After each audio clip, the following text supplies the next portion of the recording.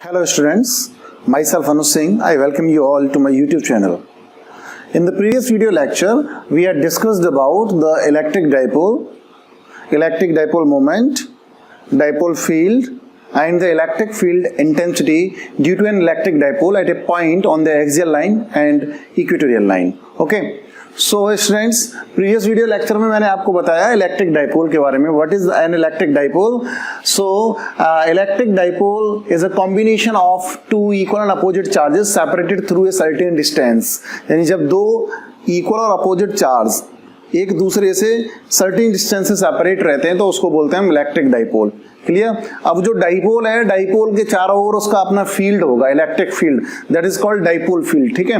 सो electric dipole moment के बारे में आपको क्या बताया था कि that is the electric dipole moment is defined as the product of magnitude of either charge and the dipole length.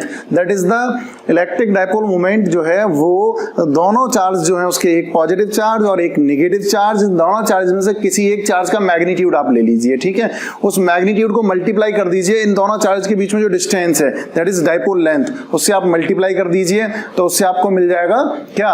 उससे आपको मिल जाएगा dipole moment, electric dipole moment. If we talk about its unit as dipole moment P is equal to Q into 2L. तो charge की unit कुलाम और 2L यानी metre, तो कुलाम metre इसकी यूनिट होती है. ठीक. फिर उसके बाद में हमने इलेक्ट्रिक फील्ड इंटेंसिटी पढ़ी थी. Electric field intensity due to an electric dipole, तो उसकी एक्सियल लाइन पर और इक्वेटोरियल लाइन पर, ये लाइन जो है, ये वाली लाइन, ये इक्वेटोरियल लाइन और ये लाइन, ये एक्सियल लाइन. दैट इज जो लाइन मैंने आपको बताया था, जो the line which is along the dipole length, जो डाइपोल लेंथ के अलोंग है वो लाइन क्या होती है? This line is axial line, and the line which is perpendicular to the dipole length and passes through the center of the dipole, this line is what? This line is equatorial line. अब इस line पर कोई एक point हमने यहाँ पे ले लिया, एक चार्ज यहाँ पे, एक चार्ज यहाँ पे, तो इसकी वजह से हम जो है दोनों चार्जेस की वजह से यहाँ इस पॉइंट P पर हम फाइंड आउट करेंगे इलेक्ट्रिक फील्ड इंटेंसिटी, और हमने पिछले वीडियो लेक्चर में कर लिया है. ठीक है.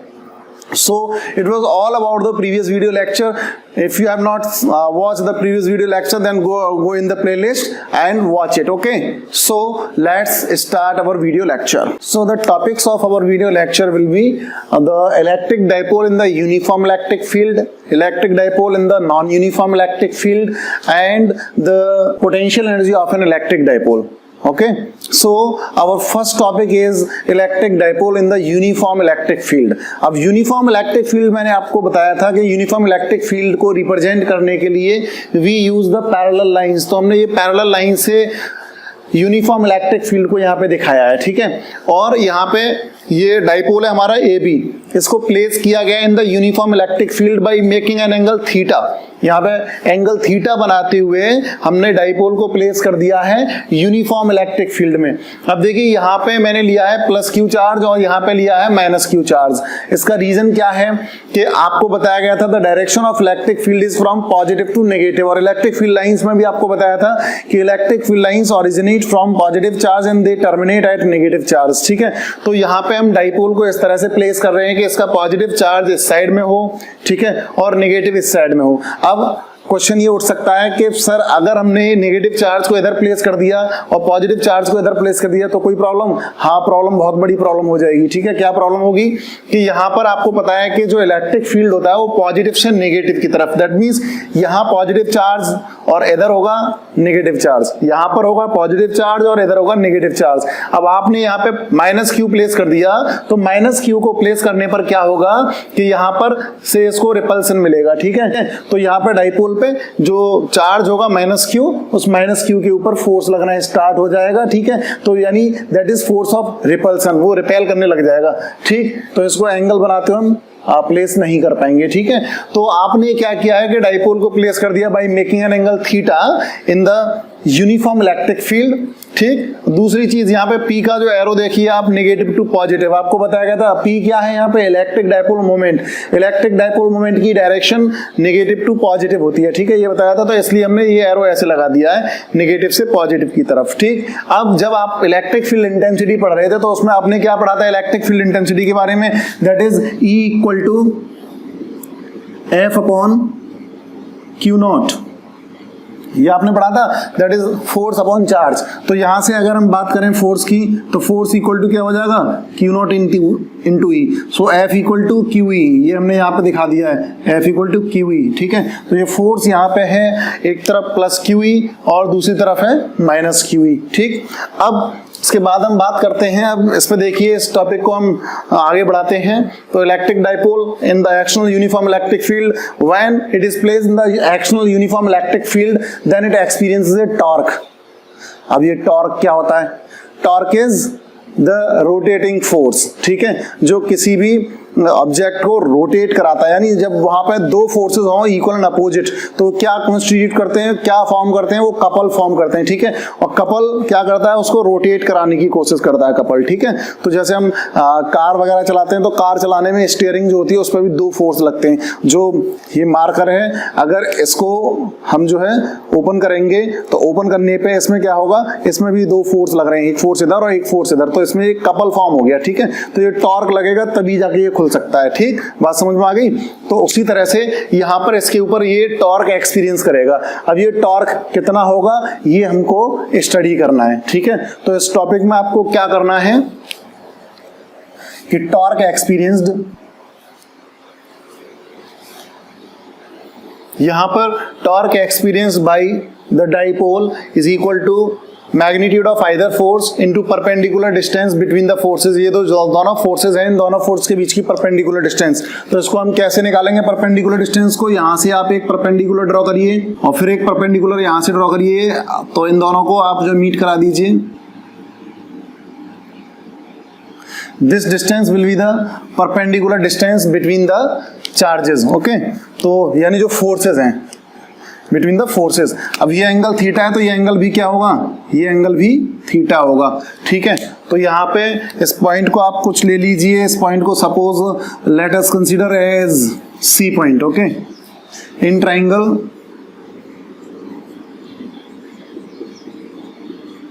ABC, sine theta is equal to perpendicular upon hypotenuse. So perpendicular is what? It is BC upon hypotenuse is what? It is AB. Okay, therefore BC equal to AB sin theta. अब यहाँ पे AB क्या है, 12 sin theta। ठीक है, तो perpendicular distance हमें मिल जाती है BC equal to 12 sin theta. ठीक, यहां पर magnitude of either force into perpendicular distance between the forces. ठीक है, तो यहां पर मैग्नीट्यूड ऑफ आइदर फोर्स, अब जो फोर्स यहां पे लग रहा है, फोर्स है माइनस QE और इधर है प्लस QE। अगर आप इसका मैग्नीट्यूड किसी भी फोर्स का लेते हो तो वो मैग्नीट्यूड आएगा QE। ठीक है, whether it may be minus QE और it may be plus QE, will take the magnitude as QE। So it will be QE into the perpendicular distance as we have calculated BC equal to 2L sin theta. So it will be 2L sin theta. Now we will rearrange it as Q into 2L into E sin theta. Now, but Q into 2L is equal to what? It is P and it is dipole moment. Dipole moment. Therefore, torque tau is equal to PE sin theta.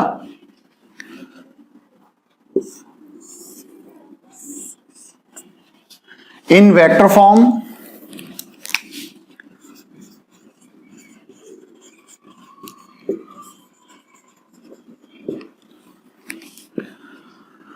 tau equal to P cross E.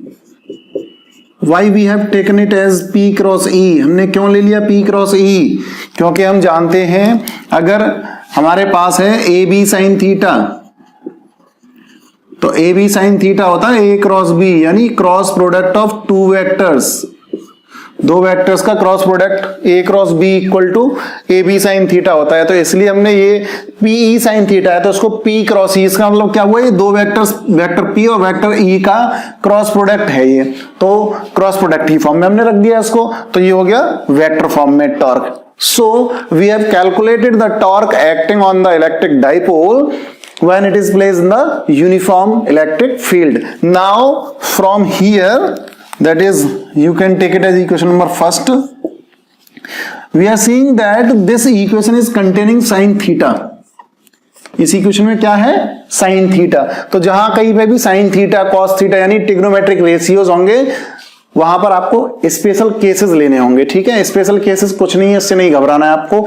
Special cases क्या है, when theta equal to 30 degree, when theta equal to 60 degree, when theta equal to 90 degree, when theta equal to this degree, when theta equal to this degree, बस ये लेना है आपको, ठीक है ना। तो जहां कहीं पे भी sin थीटा या cos थीटा इस तरह से आपको फिजिक्स में मिलेगा, तो वहां पर आपको जो स्पेशल केसेस दिखा देने हैं कि यहाँ पे क्या होगा, ठीक है। तो मैं आपको समझाता हूँ। यहाँ पे देखिए, जो डाइपोल आपका इस तरह से रखा हुआ है इसमें फील्ड में, ठीक है। तो अगर ये डाइपोल ऐसे रहा होता तो एंगल कितना होता, तो आंसर है एंगल 0 होता। अब ये एंगल किससे देखते हैं, ये जो एंगल है, मैं आपकी इस कंफ्यूजन को दूर कर देता हूं। एंगल किससे देखते हैं, देखिए ये जो डायरेक्शन है पी की जो डायरेक्शन है और इलेक्ट्रिक फील्ड की डायरेक्शन, उसके साथ में आप एंगल देखेंगे। अब सपोज करिए मैंने डाइपोल को, अब देखिए पहले आप ये समझ लीजिए कि ये पोर्शन जो है ये पॉजिटिव चार्ज है हमारा, ठीक है, और ये इधर वाला पोर्शन जो है ये नेगेटिव चार्ज है, ठीक। ये पॉजिटिव चार्ज है और ये नेगेटिव चार्ज है, ठीक। सपोज ये आपका इलेक्ट्रिक डाइपोल है, ठीक है, तो इस पे ये पॉजिटिव चार्ज और ये वाला नेगेटिव चार्ज। अब आपने डाइपोल को ऐसे रखा हुआ है, ये आपका पॉजिटिव चार्ज और ये नेगेटिव चार्ज। अगर आपने डाइपोल को ऐसे रखा होता है इसमें इलेक्ट्रिक फील्ड में, तो ये पॉजिटिव चार्ज इधर और नेगेटिव चार्ज इधर। अब जो डायरेक्शन होती किसकी डायरेक्शन, डाइपोल मोमेंट की डायरेक्शन, तो वो कैसे होती है, नेगेटिव टू पॉजिटिव। तो अगर आपने ऐसे रखा होता 0 डिग्री बनाते हुए, तो ये नेगेटिव से पॉजिटिव की तरफ डाइपोल मोमेंट की डायरेक्शन होती, और इसी डायरेक्शन में इलेक्ट्रिक फील्ड। दैट मींस अगर आपने डाइपोल को ऐसे रखा, इस तरह से प्लेस किया आपने डाइपोल को, तब क्या होगा, तब ये होगा कि vector P that is electric dipole moment P और इलेक्ट्रिक फील्ड दोनों में 0 डिग्री का एंगल होगा। कितना एंगल होगा, 0 डिग्री का। अब ध्यान देंगे आप, अब आप डाइपोल को ऐसे रोटेट कर रहे हो, तो मान लिया हमने जो है ये इलेक्ट्रिक फील्ड है रेड वाला, ठीक है। तो यहां पर आप क्या देख रहे हो कि कुछ एंगल है यहाँ पे, तो मान लिया 30 डिग्री। अब आप इसको ऐसे रोटेट कर रहे हो तो ये एंगल 90 डिग्री। अब आप इसको ऐसे रोटेट कर रहे हो तो ये एंगल 180 डिग्री। समझ में आ गया। तो जो एंगल हम देखेंगे, एंगल P और E के बीच में देखेंगे, because here are two vectors P and E, P E sine theta. तो यहां पे जो साइन थीटा है, जो एंगल है थीटा, वो थीटा P और E के बीच में है। That is dipole moment P और इलेक्ट्रिक फील्ड E के बीच में एंगल है theta. Okay, so now will discuss about special cases.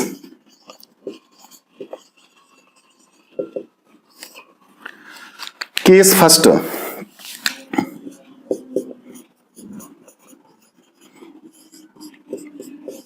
when theta equal to 0 degree. Theta जब 0 डिग्री है तब क्या होगा, then tau equal to P E sine 0। Sine 0 की वैल्यू आपको पता है कितनी होती है, कितनी, 0। Sine 0 0, therefore it will be 0. That is when the dipole is placed along the electric field, then it experiences no torque. ठीक है, it experiences no torque. So here it is no torque and this condition is called stable equilibrium.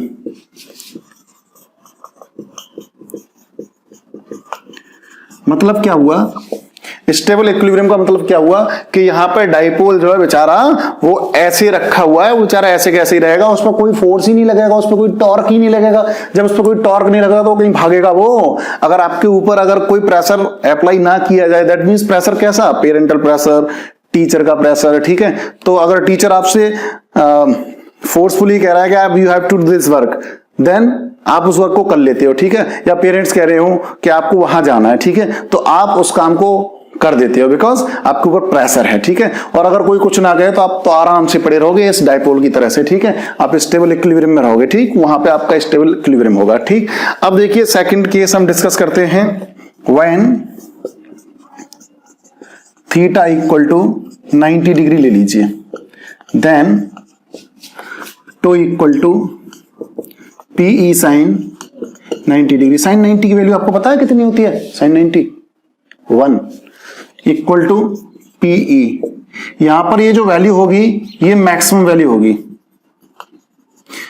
यहां पर maximum torque होगा, ठीक है। ये जो है क्या होगा? मैक्सिमम वैल्यू ऑफ टॉर्क, तो मैक्सिमम टॉर्क, क्लियर, ये होगा maximum torque.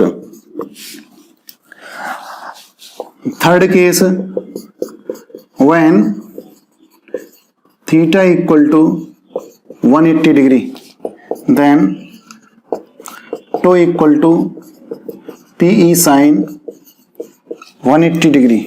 Sign 180, sine 0 0, sine 180 is also 0, so it will be also 0। लेकिन यहां होगा क्या? यहां पर ये होगा कि देखिए डायपोल पहले आपने ऐसे रखा 0 डिग्री एंगल, आपने ऐसे रखा 90 डिग्री एंगल, अगर आप ऐसे रख रहे हो तो 180 डिग्री का एंगल हो गया, ठीक है। ये एंगल कितना हो गया? 180 डिग्री का। अब 180 डिग्री एंगल होने पर इसका भैया ये कैसा चार्ज था? पॉजिटिव, यही तो माना था। तो ये पॉजिटिव चार्ज इधर आ गया नेगेटिव की तरफ, है, ठीक है ना। तो क्या होगा? ये ऐसे खींचेगा, ऐसे खींचेगा, दैट मीन्स ये जो इस पर टॉर्क नहीं लगेगा, लेकिन इलेक्ट्रिक फील्ड इसको जो है ऐसे खींचेगा, ठीक। तो यहां पर क्या होगा? यहां पर जो इक्विलिब्रियम होगा वो हो जाएगा अनस्टेबल इक्विलिब्रियम।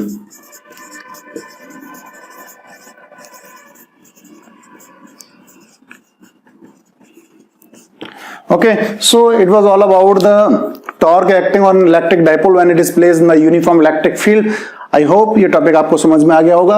अब हम नेक्स्ट टॉपिक पढ़ेंगे, the electric dipole placed in the non uniform electric field. Electric field, okay, if the electric field is non uniform like this, okay, so हमने क्या किया कि डायपोल को एक्स एक्सिस के along place किया है, यहाँ पर प्लस क्यू चार्ज, यहाँ पर माइनस क्यू चार्ज।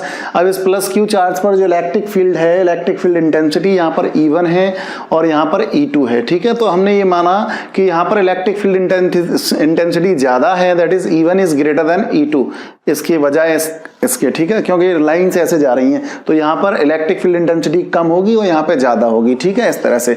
अब क्या करेंगे, हमें फोर्स का पता है कि F इक्वल टू QE होता है, ठीक है। तो F1 निकालेंगे, QE1 हो जाएगा, F2 निकालेंगे, QE2 हो जाएगा, ठीक है। देन उसके बाद हम क्या करेंगे, टोटल नेट फोर्स निकालेंगे, F equal to F1 plus F2, दोनों को ऐड करेंगे, QE1 plus minus QE2, then QE1 minus E2। E1 minus E2 क्या होता है? ये डेल्टा होता है, यानी change in the electric field intensity हो गया ये, ठीक। Therefore Fx equal to Q into delta E, यानी जो फोर्स आया अलोंग एक्स एक्सिस वो कितना आया? Q इंटू डेल्टा ई। अब हमने क्या मान लिया कि अगर P डायपोल मोमेंट है, ठीक है, डायपोल का, जिसकी लेंथ डायपोल की लेंथ डेल्टा एक्स है, तब P equal to Q into 2L होता है। यहाँ पे 2L की जगह पे डेल्टा एक्स है, 2L की जगह पे क्या है? Delta X. So Q equal to, यहां से हमने चार्ज निकाल लिया, Q equal to P upon delta X. तो ये वाली जो इक्वेशन है, इसमें इक्वेशन में प्लेस कर देंगे value of Q from here, so will obtain Fx equal to P upon delta X into delta E, clear. और हम इसको कैसे लिख सकते हैं? अब देखिए यहाँ पे डेल्टा इस तरह से है, तो इसको limit delta X is tending to 0 P delta E upon delta X. अब इसका मतलब क्या है? Delta X is tending to 0, that means dipole और शॉर्ट है, ठीक है, और छोटा होता आ रहा है डायपोल, ठीक। तो वहां पर उस कंडीशन में क्या होता है कि यहाँ पे जो डेल्टा है वो D से, डिफरेंशियल ऑपरेटर D से चेंज हो जाएगा, तो Fx equal to P D over dx ऑफ E, D ओवर dx ऑफ E, यानी आप डिफरेंशिएशन करेंगे इलेक्ट्रिक फील्ड का with respect to x into P, तो आपको फोर्स मिल जाएगा, which is the force experienced by the electric dipole placed along x axis in a non-uniform electric field. Now students will discuss about the electric potential energy of an electric dipole when it is placed in the electric field. Okay, so we have drawn the electric field lines which are parallel to each other. It is showing that the electric field is uniform. Clear, and we have place the dipole in the electric field by making an angle theta. ठीक, तो यहां पर जो potential energy की पहले definition आप देखिए, it is defined as the work done in rotating the dipole through an angle in the electric field. That is, electric potential energy is defined as the work done, यानी work done, किस चीज का work done? In rotating the dipole through some angle in the electric field. Suppose this is the dipole. Suppose this is the dipole and this dipole is placed in the electric field by making an angle theta. Clear? Then if we rotate this dipole in the electric field through some angle, that is through a small angle, then work done in doing so is given by dw equal to tau d theta. ये ध्यान रखना है आपको, dw equal to tau d theta.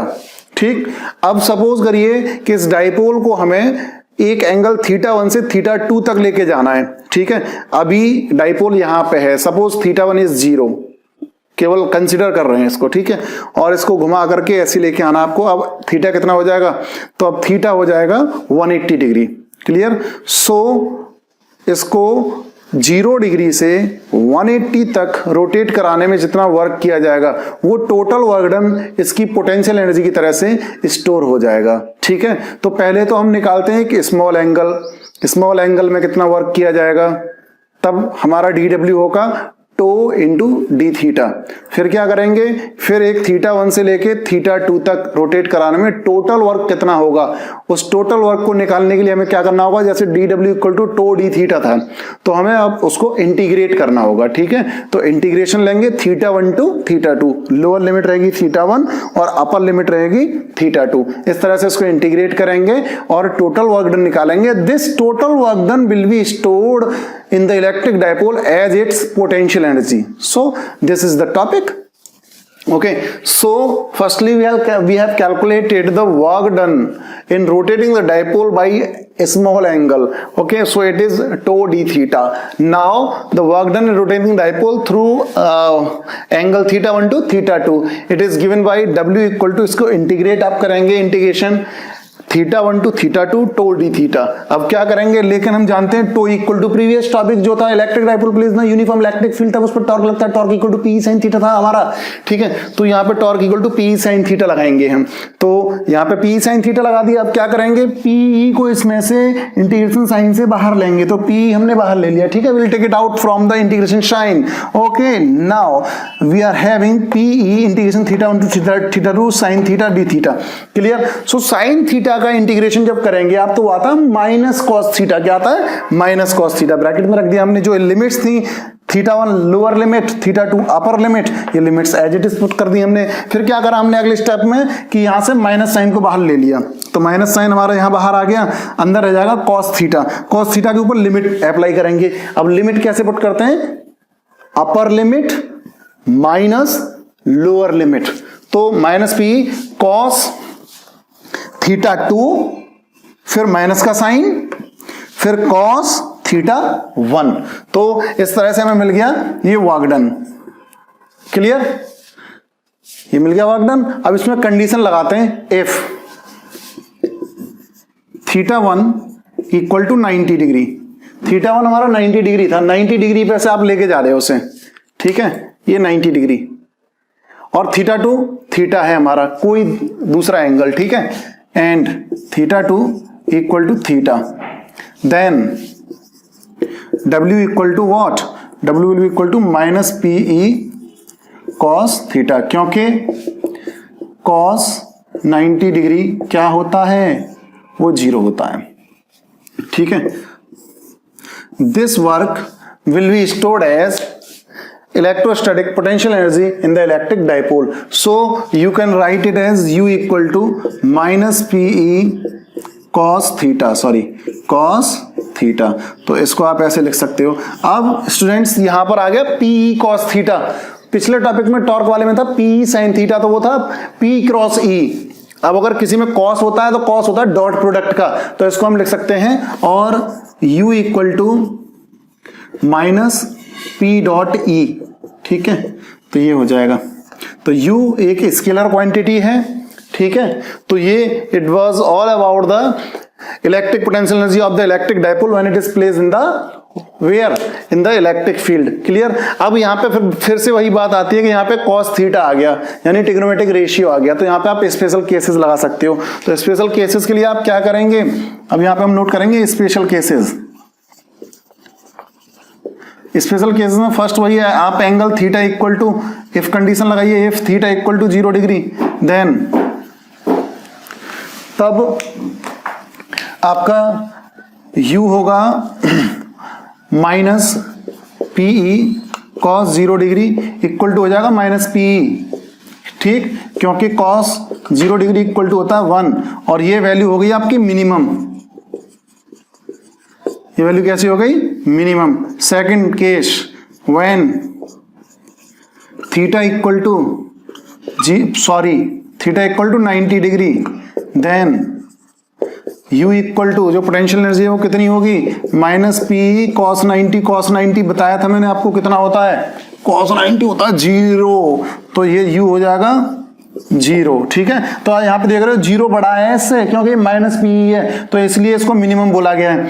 अब third condition लगा दो 180 वाली, when theta equal to 180 degree, then U equal to what, minus P E cos 180। Cos 180 की वैल्यू क्या होती है, तो माइनस पीई बताओ, -1, तो इक्वल टू पीई। तो ये वैल्यू होगी मैक्सिमम, यानी जब आप उसको एंटी पैरेलल रख दोगे इलेक्ट्रिक फील्ड में डाइपोल को, तब उसकी पोटेंशियल एनर्जी मैक्सिमम होगी, और जब वो फील्ड के पैरेलल होगा, ठीक है, तब उसकी पोटेंशियल एनर्जी मिनिमम होगी, ठीक है। और जब 90 डिग्री पे होगा तब पोटेंशियल एनर्जी 0 होगी।